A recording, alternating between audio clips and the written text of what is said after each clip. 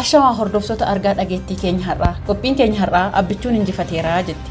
Eeyyeeni abbichuun injifateera. Nuti ilmaan Oromoo kan gaaddisa Odaa jalatti guddanne sirna gadaan hammatamnee hammachaa kan gaarii fi yaraa adda baasaa ormaaf fakkeenya taanee bu'uura dimokiraasii addunyaa dhaalchifnedha.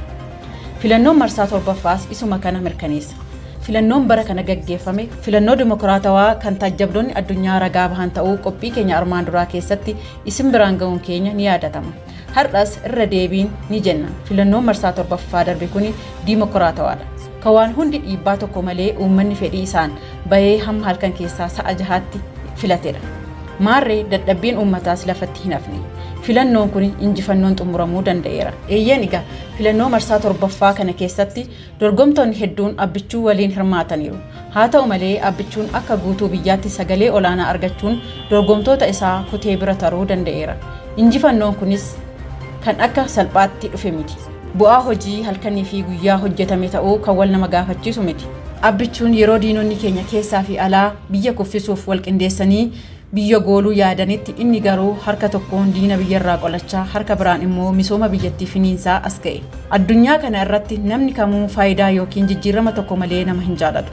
Uummanni Itoophiyaa fi abbichuun waliif gaaddisa. Uummanni keenya haqaa fi waan ijaan argutti amana. Erga abbichuun gara aangootti dhufee as sadarkaa biyyaatti, sadarkaa naannootti, akkasumas sadarkaa godinaatii hanga aanaatti hojiiwwan misoomaa uummata keenya aara galfachiisan hedduun hojjetamaniiru. Uummanni keenya keessattuu uummanni Oromoo gaaffii abbaa biyyummaa waggoota dheeraaf cinaatti qabamee ture har'a biyya isaa irratti abbaa biyyummaa isaa mirkaneeffateera. Akka sabaattis ta'ee akka biyyaatti faayidaa hedduu lakkaawamee hin dhumne argateera. Kanaaf dhagaa uummanni jijjiiramaa fi faayidaawwan akka biyyaatti argaman bulfachuuf sagalee isaa abbichuuf kennuun waggoottan itti aanan 5 mootii godhee isa filateera. Uummanni keenya jijjiirama argate tikfachaa kan hafe immoo itti guuttachuuf abbichuu waliin waggoottan 5 ifaa dhufaniif dhandhama gaarii dhandhamachuuf hiree isaa sagalee isaan murteeffateera. Eeyyeen egaa waggoottan 5 dhufan abbichuu waliin ifaa fi milkaa'oo akka ta'an uummanni keenya abdii guddaa qaba. Maarree abbichuunis nama abdii namaa karaatti hambisu akka hin taane turtiiwwan waggoottan 8 darbanii ragaadha. Abbichuun waggoottan 5 fuuldura keenya jiran kana keessatti hojiiwwan misoomaa hedduu eegalchiisee jiru xumursiisuun kan hin eegaliin immoo eegalchiisuun wantoota dinqisiisoo hojjechuun uummata addunyaas ta'ee uummata biyyattii akka dinqisiisu shakkii tokko illee hin qabnu. Eeyyeen egaa mo'achuun abbichuu nuuf salphaa fakkaachuu danda'a. Isaaf garuu akka nuti yaadnu salphaa miti. Sababiin isaas nuti guyyaatti sa'a 8 yookaan sa'a 7 rafuu dandeenya ta'a. Inni garuu guyyaatti yoo baay'ate sa'a 2 hanga 4 rafuun yeroo isaa umurii isaa aarsaa godhee biyyaaf hojjechuuni. Inni kun immoo kabaja guddaa akka isaaf qabnu nu godheera.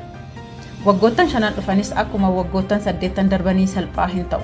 Waggoottan fuuldura keenya jiran kuni yeroo itti bu'aa sagalee keenyaa itti dhandhamnudha. Yeroo itti goota keenya cinaa dhaabbannee caala hojjechuuf tattaafannudha. Gadaan abbichuu gadaa quufaati. Abbichuunis injifateera. Nutis gammanneerra. Itoophiyaa badhaate ijaaruuf ammoo akkuma armaan duraa abbichuu waliin haa hojjennu jechuun dhaamsa keenya dabarfanna. Hanga qophii biroon walitti deebinutti nagaan nuuf turaa isiniin jenna.